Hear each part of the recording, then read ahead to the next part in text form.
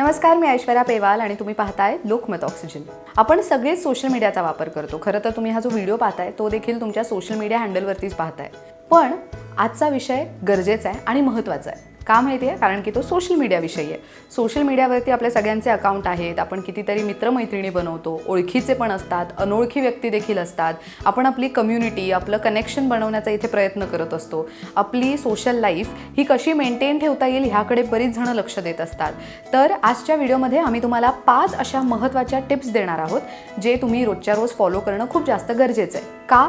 का तर तुमची सोशल लाईफ ही सेफ असावी म्हणून। तर त्यासाठी हा व्हिडिओ शेवटपर्यंत नक्की बघा। पण त्याआधी आमच्या लोकमत ऑक्सिजन या फेसबुक पेजला लाईक करा आणि यूट्यूब चॅनलला सबस्क्राईब करायला विसरू नका। चला तर मग सुरुवात करूयात आजच्या व्हिडिओला।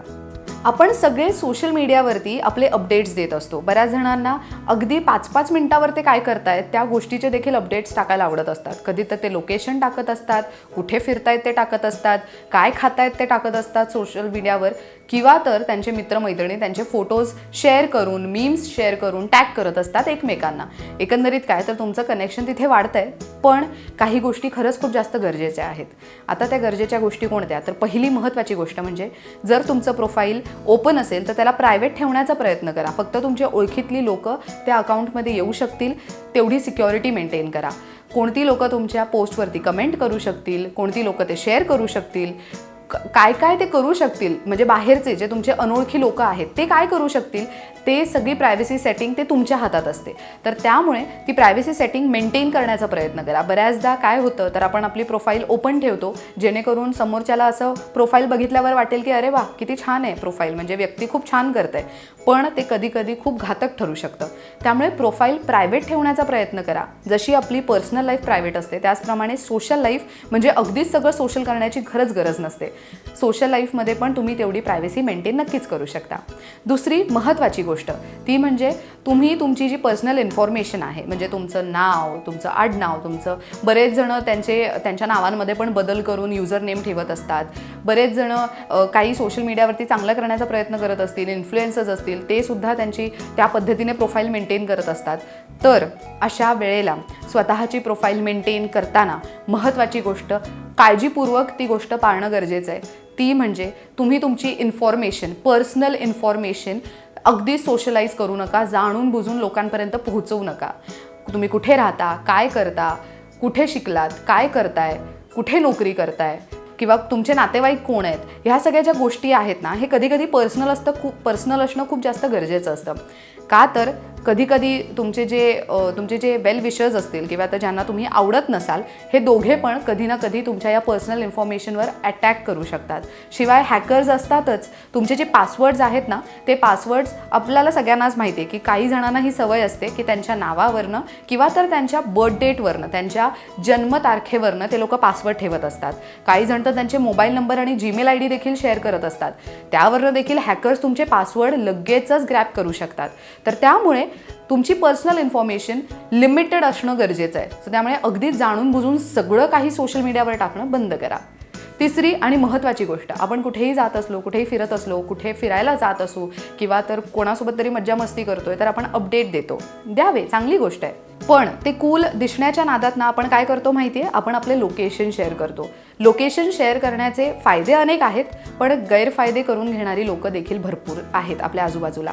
ते समजून घेणं गरजेचं आहे। फॉर एक्झाम्पल, तुम्ही आता समजा आहात मुंबईमध्ये, तुम्ही लोकेशन टाकलंय मुंबईचं, तर मुंबईचं ते लोकेशनवरती क्लिक केल्यावर तुम्ही जे पर्सनल इन्फॉर्मेशन शेअर केली असेल, तुमचे फोटो असतील किंवा तर तुम्ही कोणासोबत फिरताय ते असेल, तुमचे काही पर्सनल डिटेल्स असतील ना, तर ते लगेच तिथे क्लिक होऊ शकतात।